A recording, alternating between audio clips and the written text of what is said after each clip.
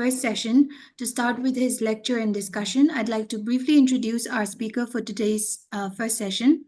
Professor C. Lalfamkima Varte is a professor at the Department of Psychology, Mizoram University. Professor Famkima has completed his MA from NEHU and PhD from Mizoram University. He specializes in the areas of research methodology, experimental psychology, social psychology, and cultural psychology. Sir has over 30 research articles published and has been invited to over 70 programs and seminars and lectures to give his lecture. Then Sir has also successfully completed national level projects under him. Apart from that, Sir has a teaching experience of 26 years and research experience of 25 years.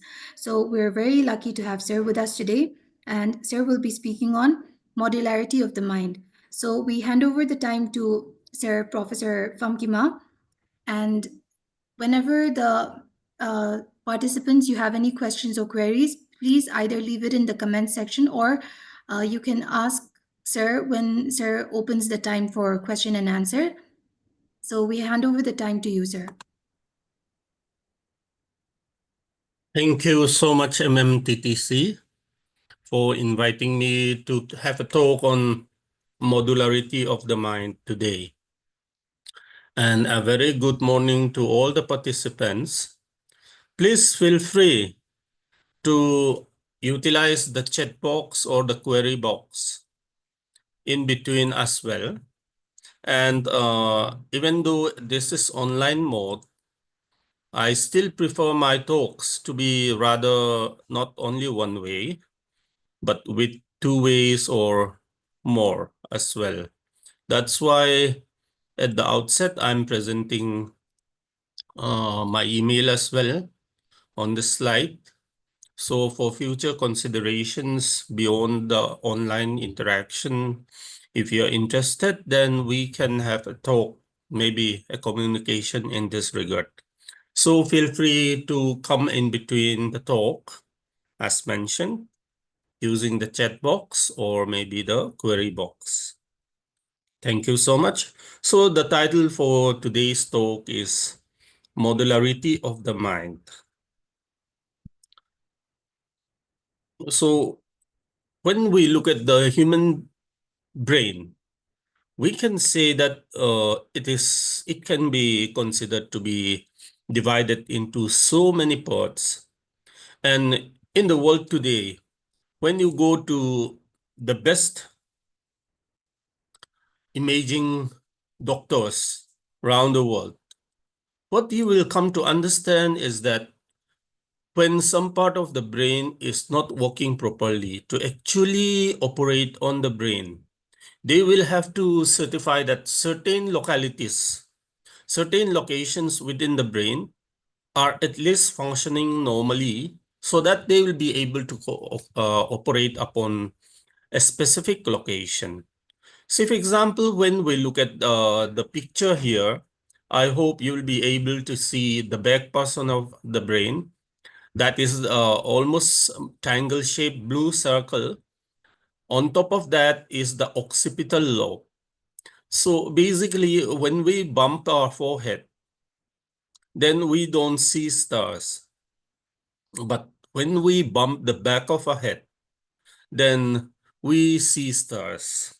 So I hope somebody might have experienced this kind in our lifespan. So basically, when you look at the connection of the eye with the brain, basically, the eye is at the front part of our head. But then behind the eye socket, they connect and cross into functions and goes behind and make specific connection to the occipital lobe. Similarly, from different parts of the brain and different parts of the spinal cord, there are neural connections. So when we'll go and understand along as we talk about it. So basically what we see is registered mainly at the back portion of our head or the back portion of the brain. So that we can understand that, yes, visual ability is more or less localized, mainly on the back portion of the head or the brain. And similarly, we can say divide the brain into so many areas. Say, for example, if you look at the lower portion of the picture, you will see the midbrain, the pons, and the medulla. They, together with the cerebellum, mainly are considered the part of the brainstem. So this is the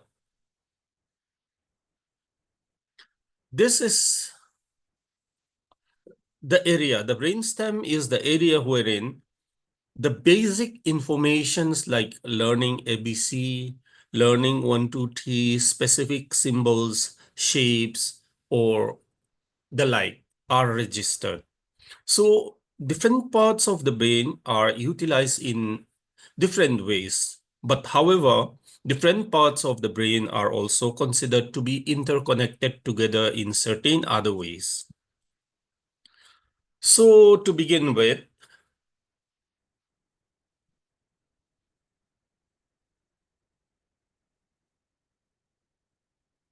there is the basic question about memory, how informations are formed.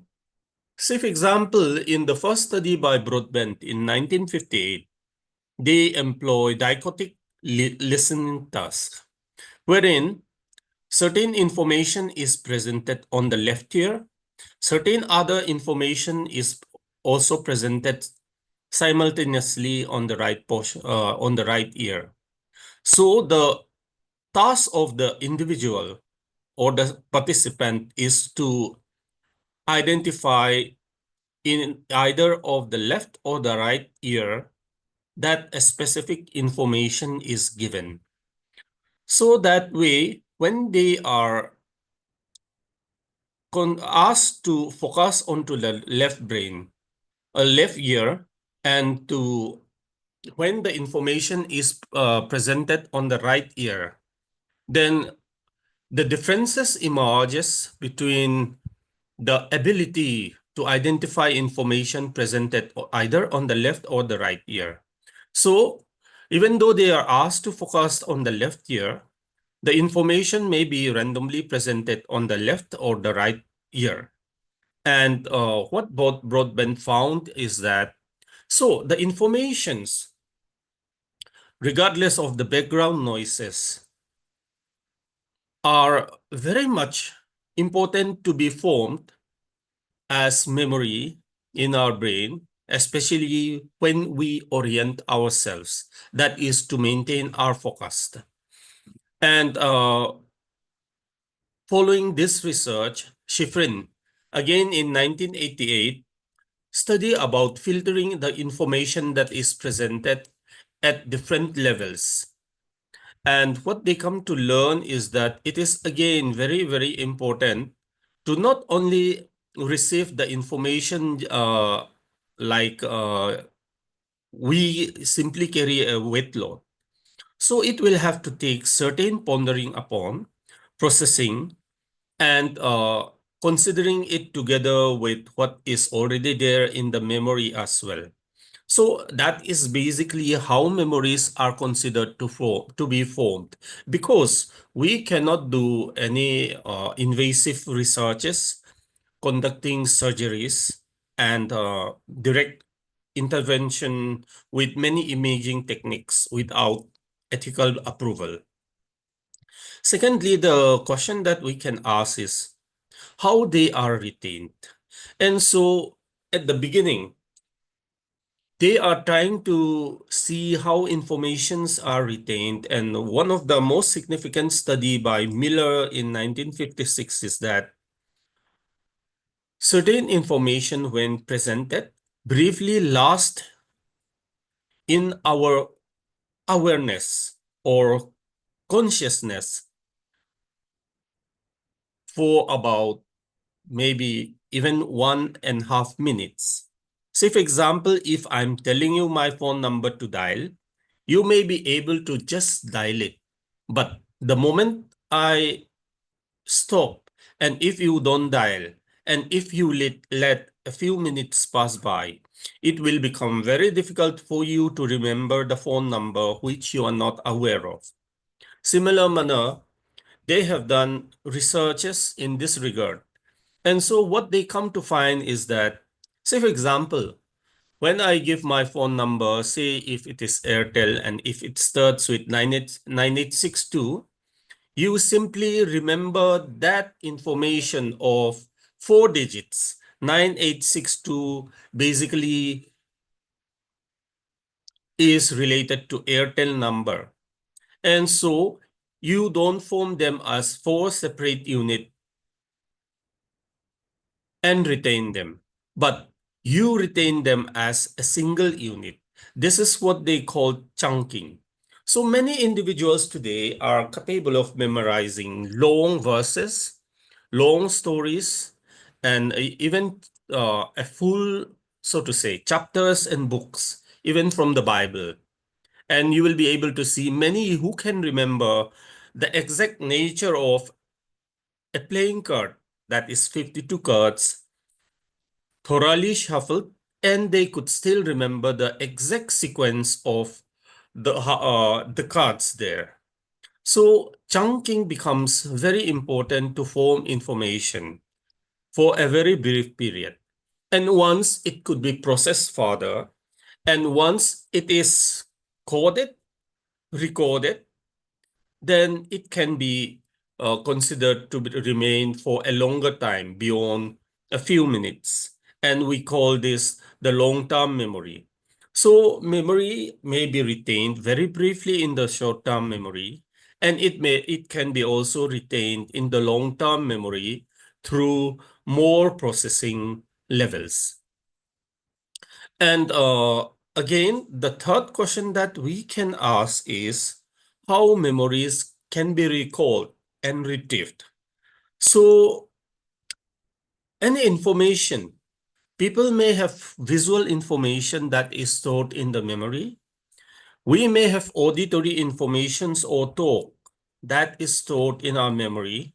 And we also have different information stored basically with the remaining 5 senses, say for example, with the sense of smell, with the sense of taste, and with the sense of touch. So utilizing all our senses, basically we construct and reconstruct informations in our memory, and they are attempted to be stored so that it can be recalled for later use. But however here, maybe due to the coding and encoding and processing at the level of the brain, sometimes when there is retrieval, it may not exactly reproduce the exact moment or event that we want to recall. So we say that there are omissions and commissions even when the brain is storing the information. So retrieval becomes very important again for the human memory, because memories are the, so to say, backbone and the foundation of how the brain works. So studies goes on, and another important thing is about forgetting. So Ebbinghaus begins studies about forgetting with nonsense syllables, and with long lists of nonsense syllables, Ebbinghaus comes to understand that nonsense syllables at the beginning of the list and at the end of the list are better stored than those in the middle portion. So with multiple study research design, Ebbinghaus come to learn that information that is at the beginning of the list still can last even maybe in the short-term memory for brief period of time, in seconds or one or 1.5 minutes. That's why information at the beginning of the list are better remembered. I'm sorry. That's the information at the beginning of the list have more opportunity to be rehearsed over and over again, while even pondering upon the later part of the list. So the information being at the beginning, being rehearsed and better processed are considered to be better remembered. And those information at the end portion of the list are also better remembered because they still lingers in the short-term memory. So utilizing all this method of studies, the study of Ebbinghaus clearly maintained that even though we can learn and master a long list of nonsense syllables, and after an attempt for retrieval again, maybe even after 2 days, after 1 week, what is learned is that in list information at the beginning of the list and at the end of the list are better remembered, and many informations at the middle portion of the list are forgotten. So we can say that forgetting is a bliss as well.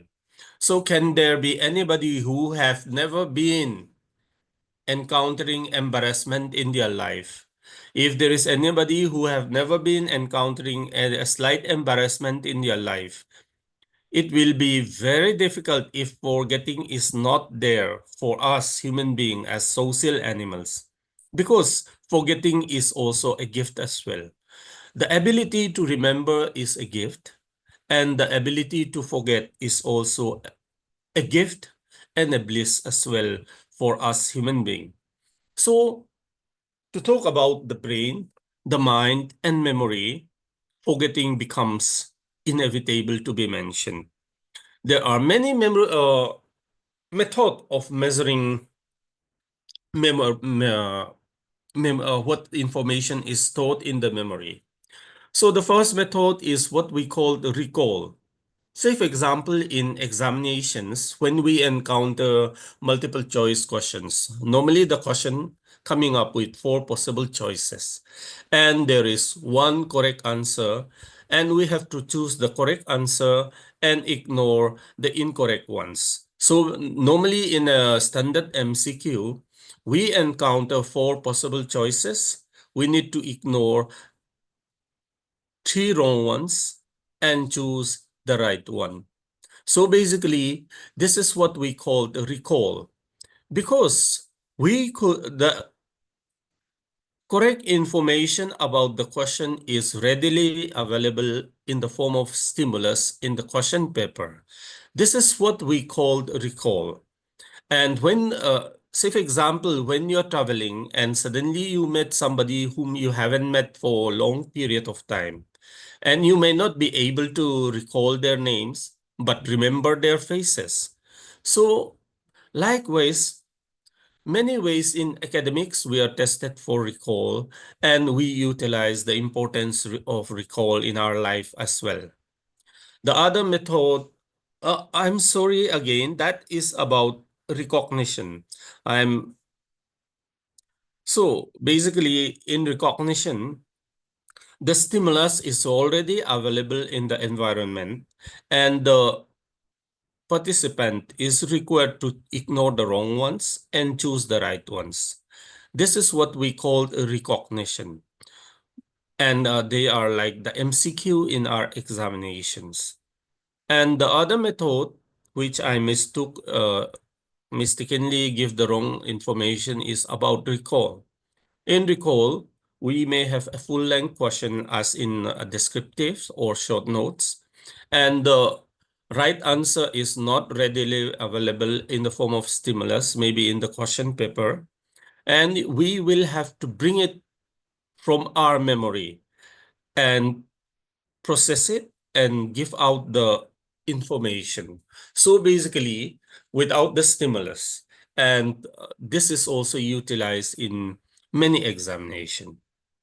And many studies also, especially devoted to memory, also employ the method of relearning, wherein how long does it take to relearn material that is already learned.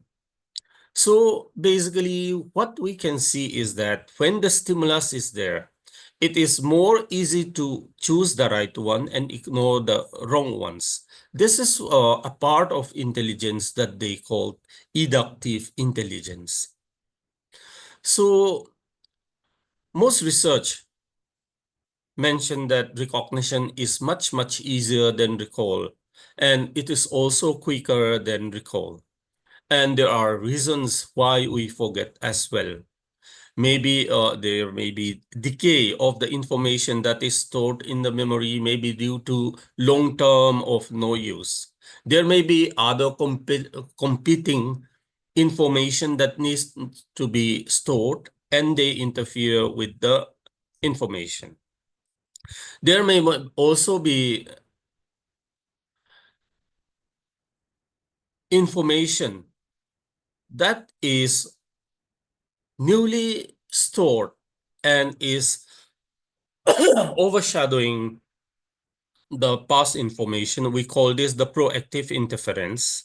Similarly, sometimes we experience what we call the tip of the tongue phenomenon, and we call this retrieval failure.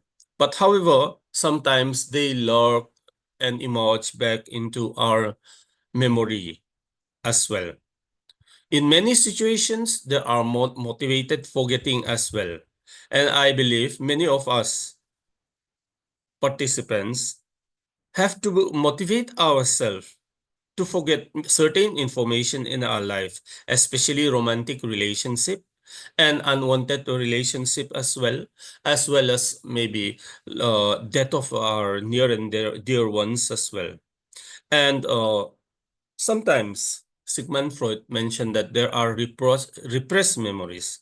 So basically, because it is highly traumatic to remember and recall or recollect all the events that is traumatic, sometimes the human mind simply shuts itself down to those kind of information. And Freud referred to this as repressed memories. So what we can see here is a picture of an individual who met with accident.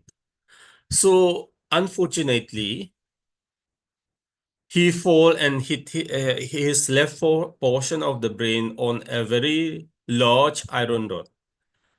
And when they take out the iron rod, a good portion of the left portion of the brain becomes damaged.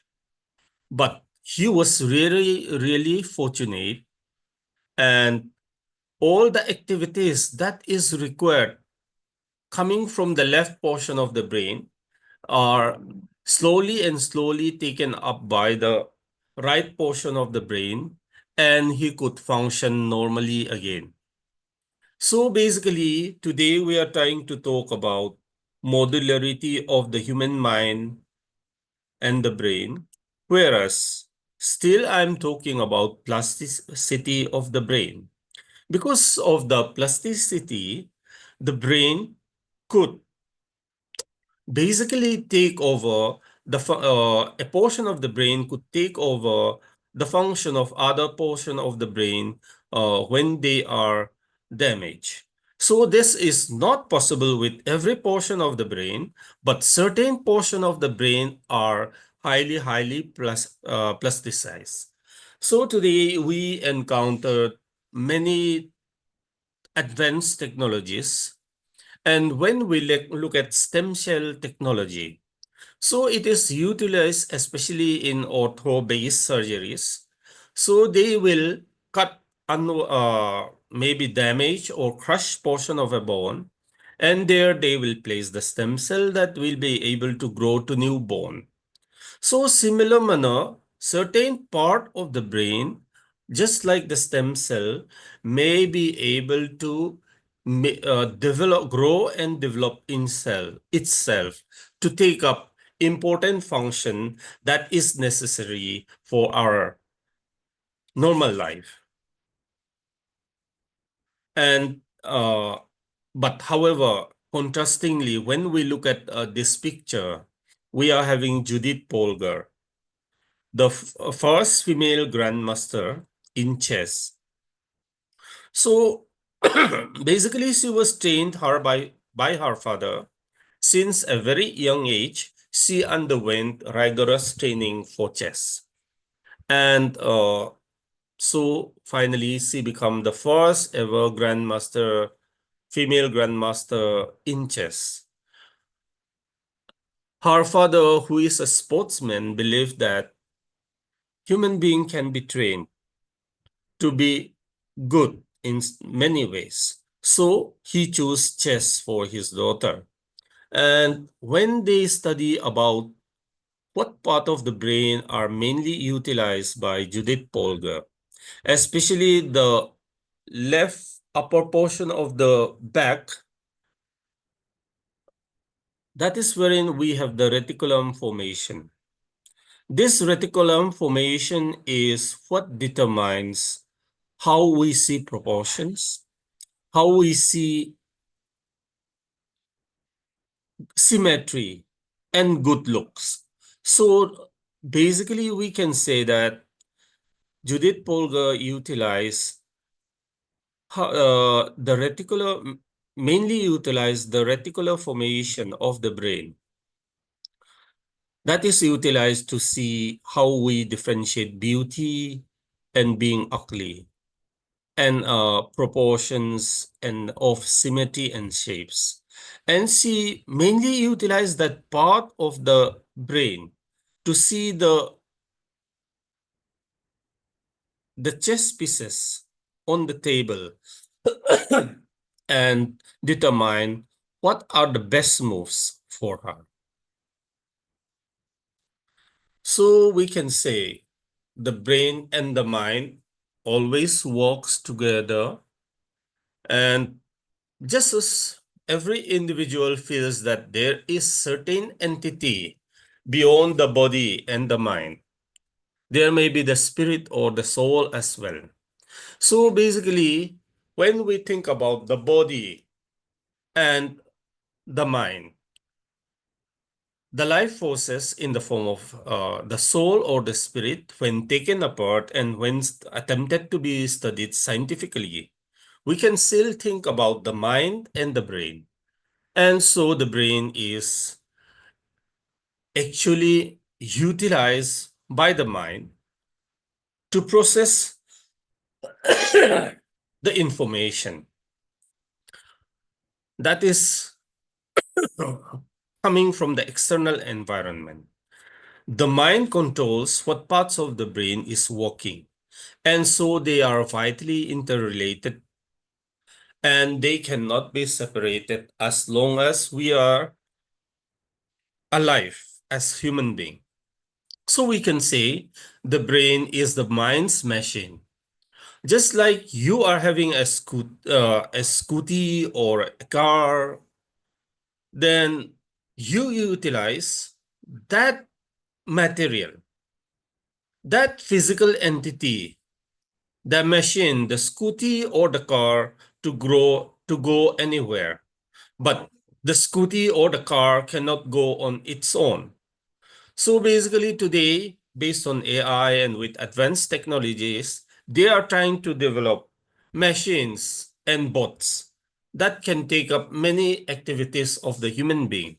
But the brain, without controlling the scooty and the car, the mind controlling the brain, and the brain accordingly controlling the body to drive the scooty and the car, they take us to our destination. So we can say the brain is mainly the mind's machine. However, the mind is dependent on the external world. In the work of William James, when we look at the external world, it keeps going on, and we never know what is the limit, even though we keep anticipating and comprehending it. But the human life span is so short. And during this time, William James says that the moment the child is conceived or born, then the mind is like a blank tablets. So slowly and slowly, information are formed, processed, recorded, and retrieved and utilized. So the mind is totally dependent on the external world from the outset. However, with storage of information, slowly and slowly, how the external world, the information coming from the external world is processed by the mind, utilizing the brain, becomes more and more complex. So the brain, the nervous system, and the different parts of the body, they are also interrelated to what we are thinking. Say, for example, we know when not to lift the weight. That is too much for our arm, for our body, and our leg. Similar manner, depending upon the information available and that we receive and process and stored from the external world, the mind utilize the brain for the overall functioning of the human being. So you can see that a newborn or a baby that is conceived is initially blind and deaf, but with more and more ability that develop about the different senses. During the time in the wombs of the mother to infancy and childhood, and we keep growing on, our senses slowly and slowly grow and develop as well. So basically, we can say the mind utilizes the brain, which in turn utilizes the body. And work, it is basically the mind utilizing our senses to navigate around the world and our environment for the human body. So basically, the body moves around and utilizing the senses, the mind control the brain and the body, and that is how we basically live our life. So many attempts are made from a long time ago, and we see uh, the first form of computers. I suppose we must be knowing that the first form of computers are basically uh, like big buildings. So this first form of computers, like big buildings, slowly and slowly with modern technology, today becomes smaller and smaller. And in fact, in 1997, the Department of Psychology, Mizoram University, to which I belong, purchased a computer with printer and UPS. And the computer system costs about 1.7 lakhs. And it is having uh, a hard disk of 32 MB and a RAM of 16 KB. And today, nobody wants to use a phone that is having such a RAM and a storage. So we can see that computer system is the simulation of the human brain and mind. There are input and output devices in the computer system, just like the input and output system in the human being. And there are storage for the memory. There are different drives through which we may be able to, so to say, communicate the information. There is the processor, and there is also the, so to say, the memory that is not only for the storage, but also for the processing in the form of RAM as well. And there are hard disks as well in the computer. So when we look at the computer system that is having all these features, it is simply simulating the human being. And every minute, the brain receives about 10 million bits of information. That is sometimes ignored, that is sometimes processed and received, and maybe acted upon as well. So, how many computers will be able to do this could be one of the big questions. And, especially today, artificial intelligence becoming more and more prevalent. I believe everybody understand about ChatGPT as well. So basically, ChatGPT is having about 176 billion units of, so to say, 176 billion neurons, equivalent to the neurons of human being. So the ChatGPT having 176 billion neurons process and function very well today. But one human being, especially one adult human being, possesses about 86 billion neurons already in himself or herself. And so imagine how tightly packed the human brain in the body and how the mind is utilizing it and how efficient it is. It is the brain is highly delicate, but is highly efficient as well. So imagine it's usually considered from many researchers that, we utilize, it is said that normal human being utilize roughly about 13% of the capacity of our brain. So the brain mainly functions similar to many of the computer system. The brain mainly functions with chemical and electrical transfer.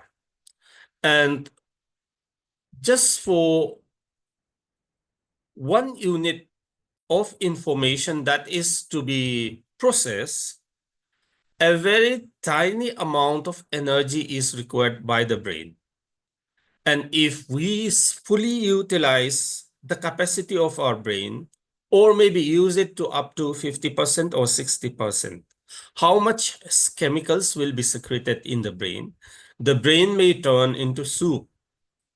And how much electrical energy will be produced in the brain? The brain may caught fire. So that is how delicate, but however, how efficient is the brain? And computer systems are the attempt to simulate the human brain. So to move further, let us look into how the human being navigate about our environment. In psychology, we call this cognition. Say, for example, all the information coming are not necessarily considered, focused to, and receive. Certain information that exceeds the sensory threshold, they are focused upon, and they may hit our eye and other senses, and we say there is sensation. So once that sensation is experienced, a focus is needed on that unit of information, and it needs to be processed. So we need to give meaning to the incoming information. So this is what we call perception. Once we give attention to the incoming sensation, and when we could give the meaning, then we say there is perception. So basically, sensation may primarily at the first instance involve only the sensory receptors. But once they hit the brain, it will have to trigger focusing, which we call attention. So this will be followed by the brain processing the incoming information, coding and decoding it, processing it, and giving meaning to it, or even making action to it. This is what we call perception for unit information that is received. And at any given point of time, while you're listening to the talk, you may be able to experience your AC, your fan, or other things that is operating. Whereas some of you, I don't know, because this is online class, and I could understand what many can do in online class. Some of you may be taking even a bath as well. However, what I'm trying to portray here is that at any given point of time per minute, we are receiving about 10 million information. And this 10 million information cannot be processed all together, but some information are processed and some goes unprocessed. So that environment of a single individual is considered as cognition, or the cognitive environment of the individual. So basically, the question that becomes very important is what we call metacognition. Knowing that I know, knowing what I know, knowing how I know it, and knowing why I know it. And sometimes, even especially for couples, knowing when to know it and when to not know it is what we call basically metacognition. So being aware of what you already experience, being completely aware of the antecedents, the processes, and the consequences of what you have already experienced is what we call metacognition. Similarly, being aware of the antecedents, the process, and possible consequences of information in your memory. That is, remembering that you remember is what we call metamemory. So the question again that arises is modularity versus plasticity. Say, for example, vision at the outset we say is registered at the back portion of the head. That's why we bump our head, the back portion of the head, and we see stars, and not the left or the right, nor the forehead.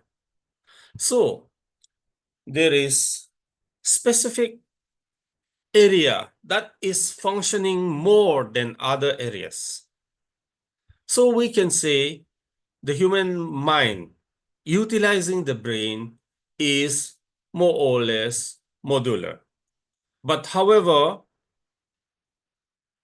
as the individual develops, especially with different tastes for food and other things and different likings, whatever information is registered even in the brain, in the memory, and what we experiences for the smell, for the taste, and the maybe the texture of the touch when we eat something. As we grow as human being, our preferences changes slowly and slowly. So accordingly, we could say that the brain is more or less highly plasticized, and it is highly, so to say, flexible, or it is highly in a fluid state to move from one particular strong and massive modularity to high level of plasticity depending upon the nature and situation the individual encounters. So just like we can say it is just how the mind utilize the brain is just like how a stem cell grow into the desired tissue and organ and become part of the organ in the human body. So now, I hope this is clearly projected. If anybody can see the image on the screen, and please try to focus on the center of the image and slowly move your eye to the either the left, right, top, or bottom. As you move your focus of the eye, when you look especially beyond the screen, what do you experience? Anybody? Is there any movement? When you focus on the center, and when you move your eye away,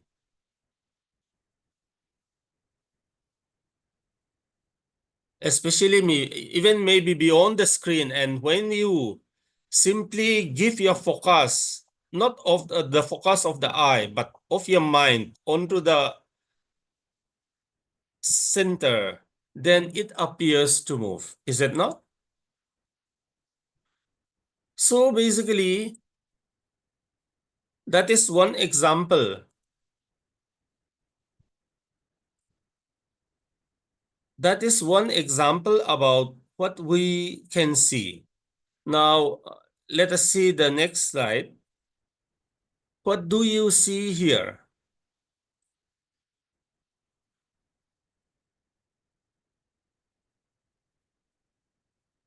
Somebody see, man.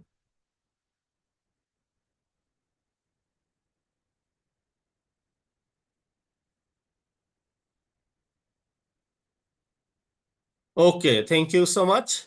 Now let us see the next one. What do you see here?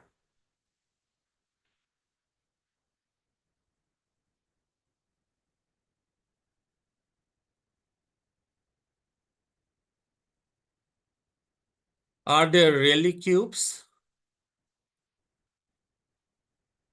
Are there really black circles?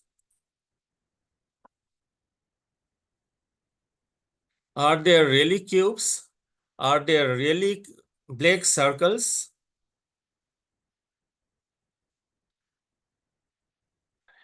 When you clearly focus on that, there are no black circles.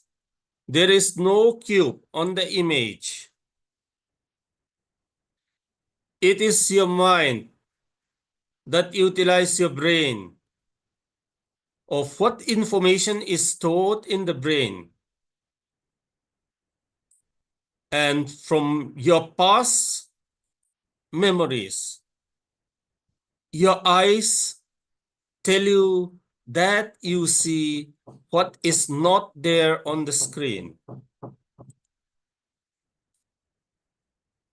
Now, this becomes a bit difficult.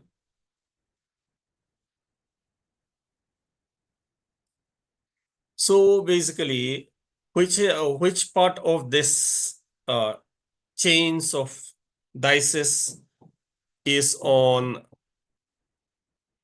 the bottom or maybe on the top?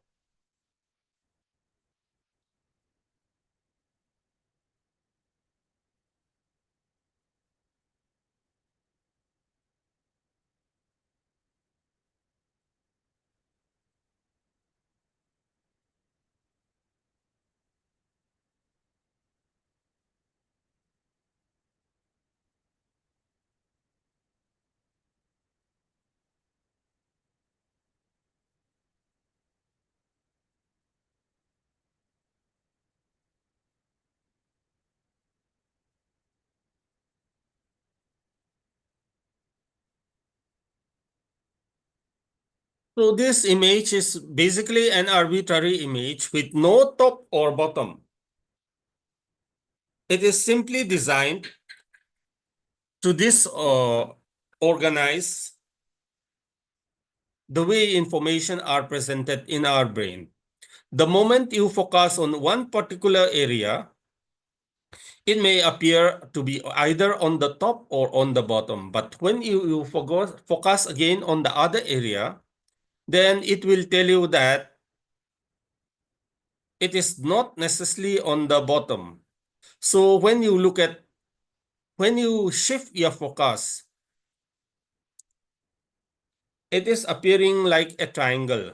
So at any meeting point of the at any when you focus at the corner of any of the triangle, then you will be able to see that they are either on the top or bottom.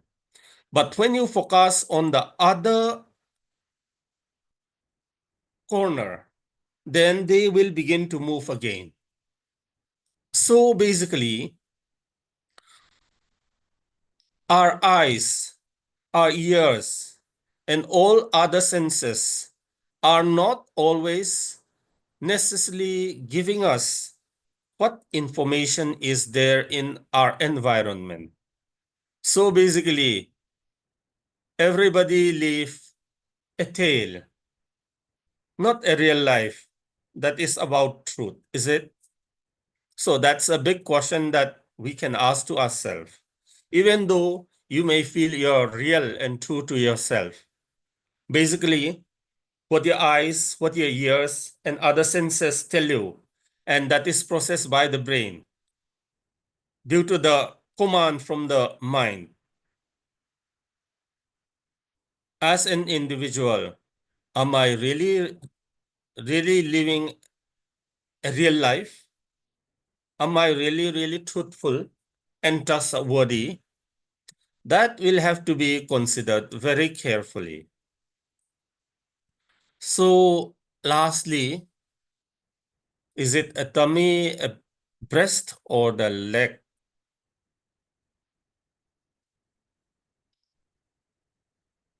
Can you see the information in the image in the picture? Is it tummy, breast, or the leg?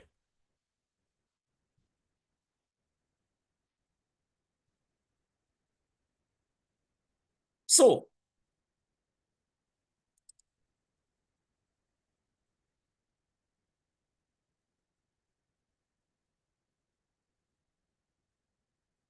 now,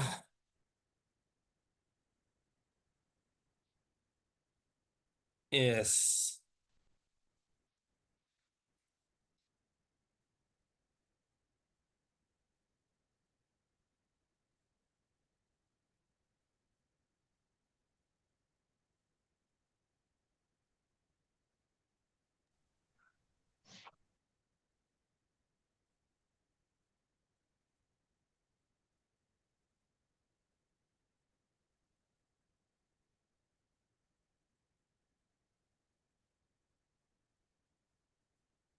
Okay, let me go back. Okay. I think majority of the male participants see the breast, whereas very few males see the legs, and many females see the leg and not the breast. Most of you don't see the breast much.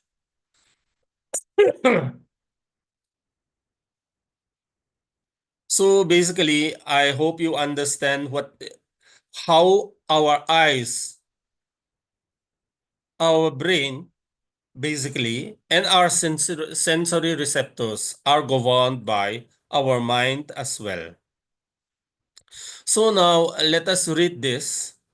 And one of the participant already mentioned that she has seen Dada repeated. So on first glance, you will simply read as a normal line. But when you see carefully, it is not a normal sentence anymore.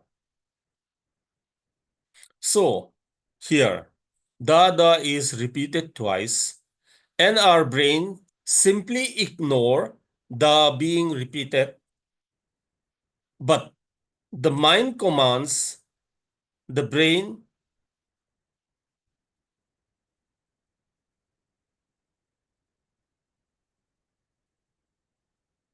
Yeah. Actually, one commented about the human, spelling mistake about the human. And I think there is spelling mistake about the brain also. But still you read the information more or less very well. So the mind governs the brain that utilizes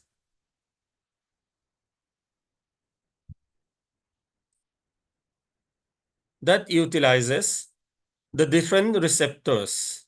And it is just like we driving scooters, two-wheelers, and cars.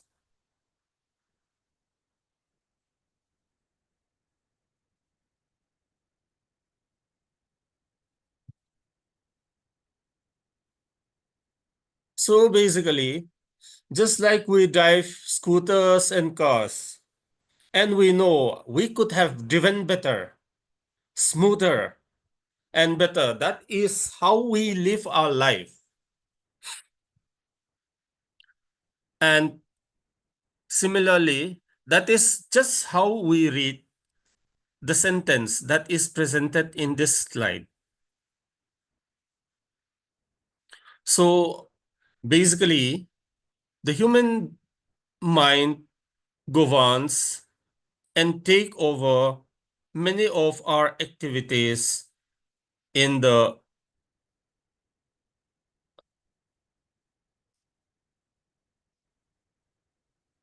everyday life. So now let's move on to the next slide.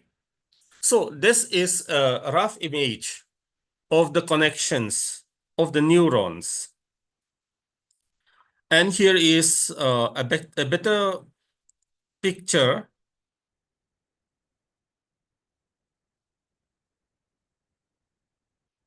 Here is a better picture of the neurons firing. So as mentioned, slowly and slowly, eh, as the as we are born, so we are our nervous system, including the brain, is made up of neurons. They are interconnected with axons, and all these interconnections are numerous. So basically, when we look at the developmental milestone, a baby that is born or that is conceived will have a small brain, and it will keep growing on even while in the mother's womb. And it already begins to function in rudimentary ways. And once the child is born, the baby is born, then for 2 years, the brain is not growing it is growing in size. And that's why we measure the brain, the head circumference of the child, if there is normal brain growth. Then from birth till about 2 years of age, the size of the brain grows so much. That's why every child look disproportionate a little bit because the head appears to look too big. But as slowly and slowly as the child grows, from basically around age 2 to 6, it is not the brain. The brain is no longer developing in terms of size and volume. It is developing in terms of neurons and neuronal connections. So the interconnections keeps going on from age 2 till age 6. And after age 6, it gets established slowly and slowly to take up different activities and different functions.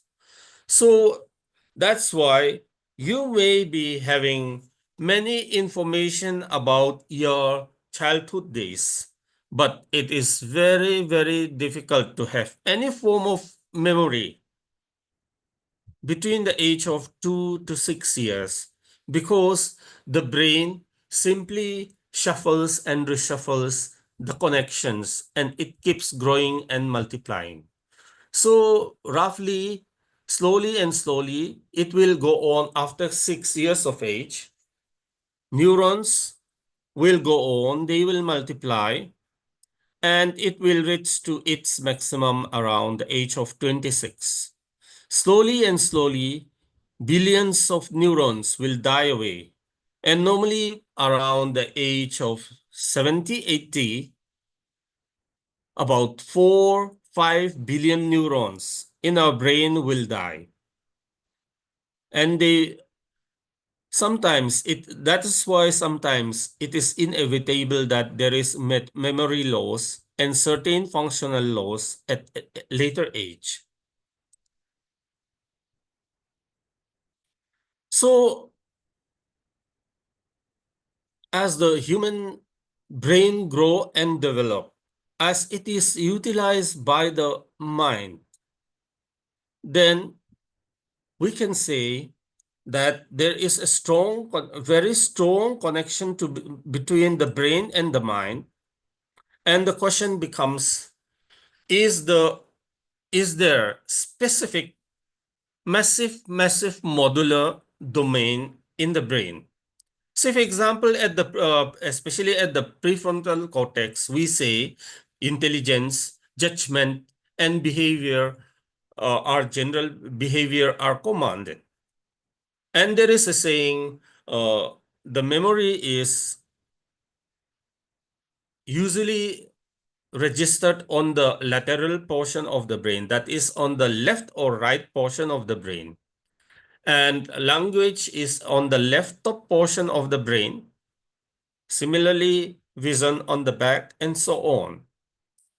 So the brain is having more or less non-specific, non-limited domain to a certain extent. And the evidence is here seen, say for example, with Leonardo da Vinci.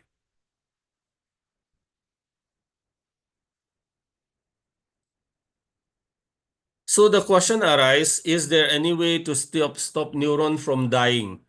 I think if they find a way to stop any human from dying, slowly and slowly it will be sure that they will find ways to stop for neurons dying, because just like normal cell neurons, they age, and sometimes due to problems, disease, and sometimes due to simply old age or due to accident, they die. So the evidence is that Leonardo da Vinci normally is said to utilize many different portions of his brain.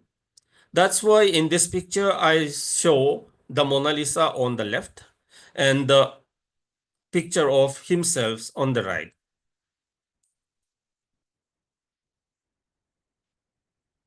When we look at Mona Lisa, then we say her right hemisphere is, so to say, commanding her. More her thoughts and other functions, whereas the left hemisphere is commanding most of her functions. So basically, when we look at the left portion of the brain, it controls the right portion of the body. That's why majority of us who are right-handed have a little bit, so to say, those who are right-handed have a little bit uh, equal growth between the left and the right hemisphere, because the left portion of the brain is controlling all our bodily movements, whereas many portions on the left right portion of the brain is controlling many of our verbal activities and other things. So basically, it is said that those who are left-handed will have the right portion of the brain to be slightly smaller than the left portion of the brain. And when we look the virtue man, that is again drawn by Leonardo da Vinci, he was so focused not only on paintings, not only on architecture, but he was focused to neuroscience today as well. when we look at the proportion of the Virtuvian men, then we can see that the proportion is done very beautifully. So even though we may think that the human brain to a certain extent is highly modular, the plasticity of the brain dominates, especially to the elite.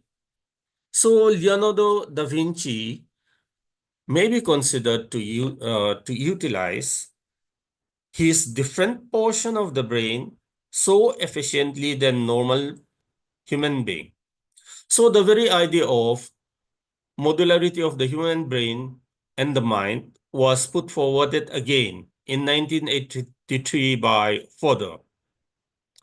So our physical ability, our linguistic ability, as depicted in the works of Chomsky and many researchers, we can say that the brain to a certain extent is modular. And due to this, certain damage of a certain locality in the brain is also connected to specific locality in other portions of the brain as well. So we may view the brain to function like layers, as the brain maybe from the point of contact with the spinal cord, we may draw horizontal lines through which, just like layers of stones, the brain may be interconnected together. That is how Fodor see the brain as domain specific. However, long time ago, Gall maintained that sometimes the point of contact from the spinal cord with other parts of the brain, when we draw the point from the point of contact, when we draw straight lines in different possible directions, we may have vertical ways of interconnections, just like many grasses growing. So this is how they view modularity of the human brain and mind as well. And here is an image of transcranial magnetic stimulation that maintains that, yes, the brain at least is modular to a certain extent because they can, with a strong magnetic force, suppressing certain portion of the brain and exciting certain other portion of the brain. Here they put the TCMS, the transcranial magnetic stimulation device, on the right upper portion of the brain. So this portion of the brain is the area wherein we deal with fine details, and certain individuals who are not very good in painting or artistry, with this transcranial magnetic stimulation can be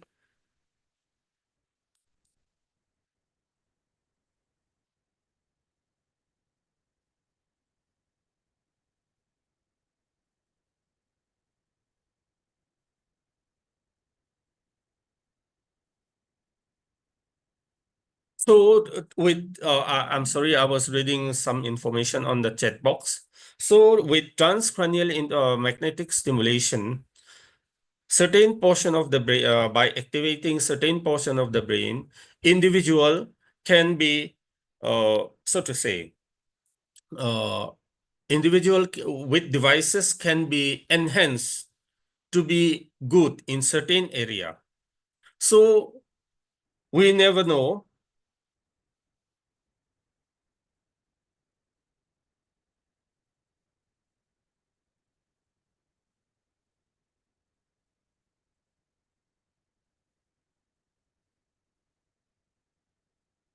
We never know.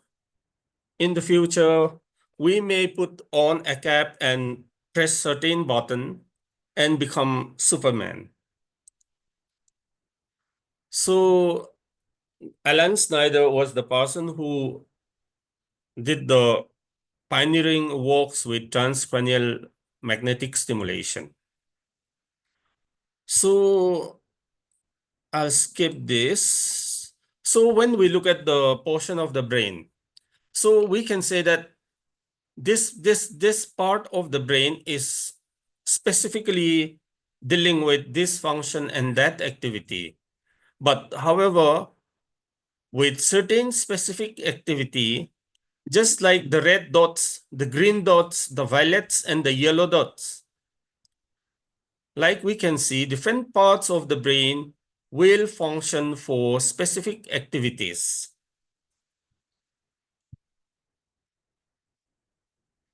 So one of the participants was asking the question of repeating something which is not very palatable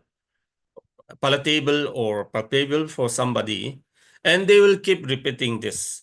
So basically, once the mind is twisted, it controls the brain, and they will just keep repeating undesirable words no matter what. So that is how the brain controlling the body.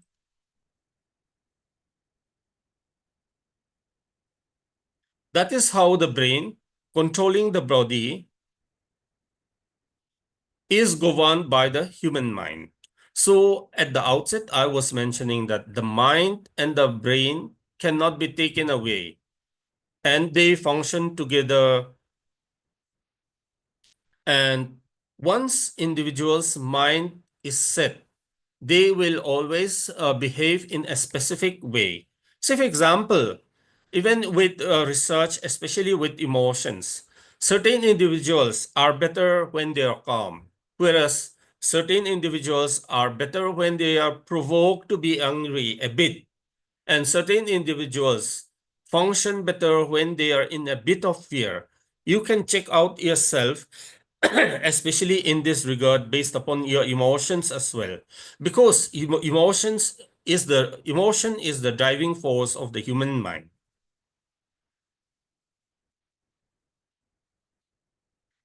But however, yet again, based upon the first picture that I have shown you with the left portion of the brain, that is crushed very badly. However,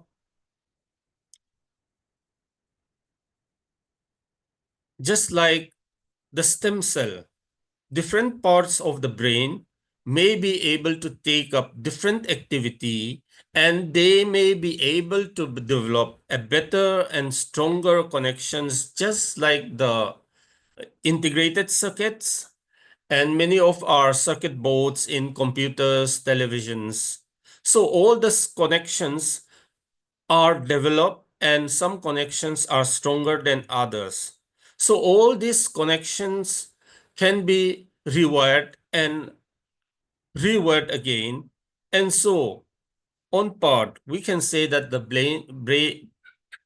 brain as governed by the mind is in a highly fluid state. So when you are to read again in any research, when I can define, I can measure, whatever information is presented here, it is not necessarily what we see, but it is what is there in our mind, that we speak out, that we read out, that we learn and understand.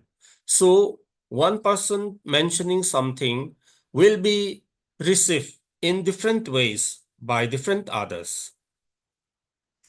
And one of the tasks that is usually used in espionage is that uh, if you see, just time yourself, and I'm going to ask you, what is the color of the wing ink?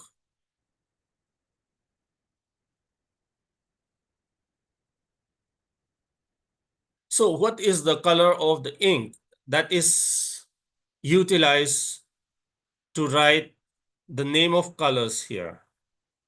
How long does it take for you?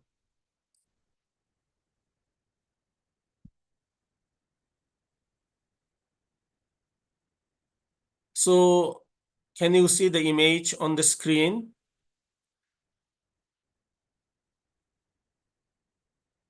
So red is written with red ink. Blue is written with blue ink. There is no crisscross functions here. Now, it will take split second for you to read out the color of the ink for this. Now, can you name the color of the ink in this next slide? Does it take longer than the previous slide?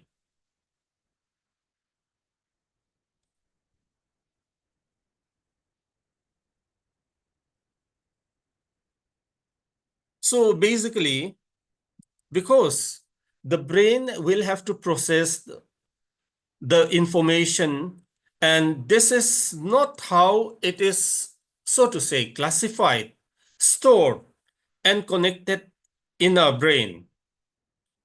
So they use this kind of probing in many, so to say, proof for espionage. Say, for example, if they know the language or not. So this is what they call the Stroop test. So basically, the brain will take more time to process the information depending upon the demand that is put forth by the task. So today, people talks about synesthesia. Can you see what is written on the board, please?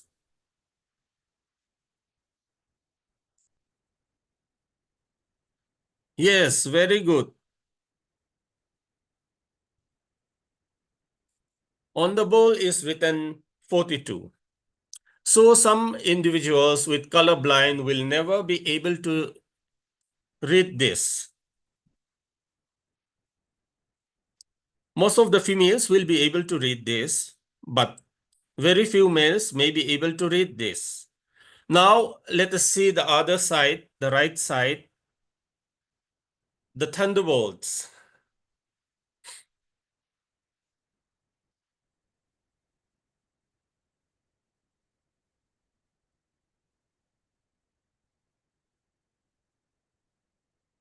Now, let us focus on the thunderbolt.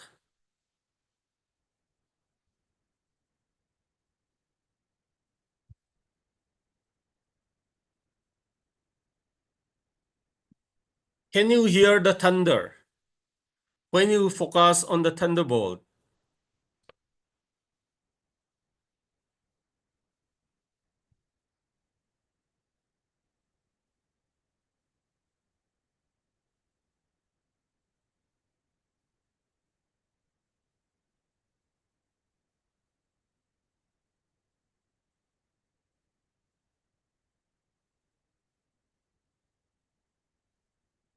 So basically,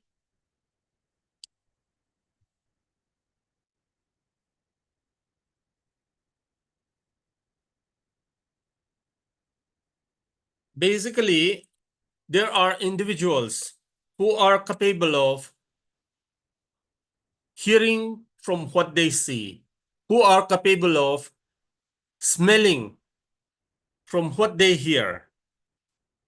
And there are,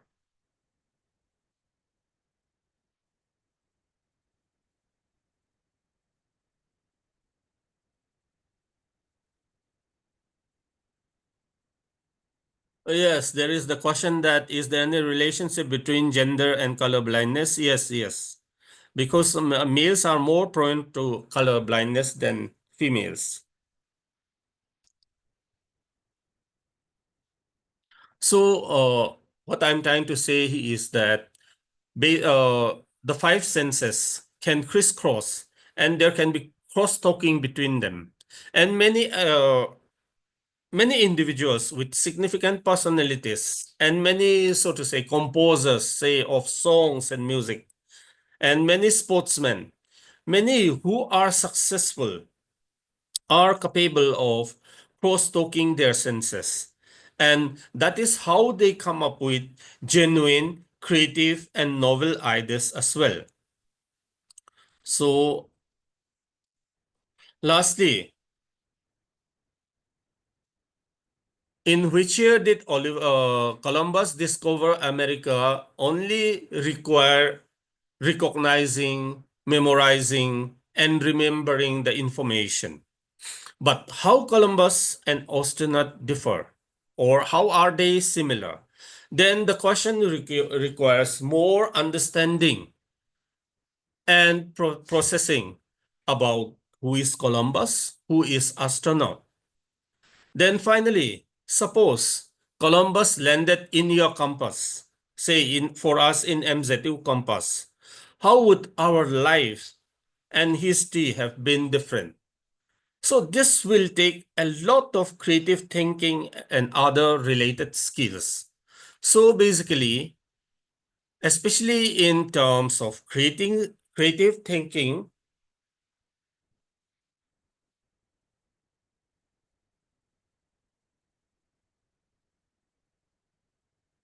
creative thinking, higher level thinking, meta thinking, and elaborations, experimentations, all these things are will have to be considered when we are attempting to answer the third question. So basically, in our everyday life, whenever we encounter any form of stimulation or information, it will become very good to process them at different levels, not only at the level of basic informations that is to be memorized, but more to be explored, and finally, to consider and make judgment and come up with something novel. So, with that, we'll end today's talk, and I hope the participants will explore how to deal with their significant today. You may be experiencing any significant event that is really favorable or that is really troublesome. And if you can try to deal with anger, if somebody is giving you something and that makes you really happy, can you try to deal with that with anger? So there are basic 5 emotions: fear, anger, disgust, joy, happiness. All this taken together, when you focus on anything about yourself, your lifelong partner, or your children, whatever they do, is it favorable or unfavorable? Consider the 5 basic emotions to respond with them. And I hope that will make you more plasticized. Thank you so much. Thank you so much, sir, for your insightful presentation and lectures. And I think that there are more than 100 chat in the chat box. So it's one of the highest number till today. So I think that the participants are quite engaging with your session. Thank you so much, sir, for your session. And Thank we are you. looking forward for your Am tomorrow I class again, informed sir. that my time is over? Am I Yes, sir. Yes, informed sir. that my time is over? I'm really, really sorry because I go side by side with the participants. That's why I don't go for question and answers. It's okay. It's okay, sir. Thank you So so we are much. looking forward for your tomorrow class again, sir. Have a nice day, sir. Same to everyone. Thank you. Thank you. May I leave? Yes, sir. Yes, sir.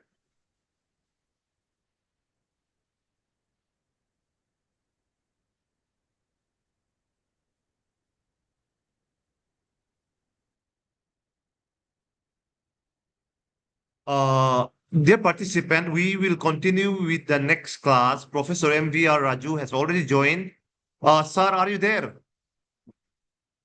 Professor Raju.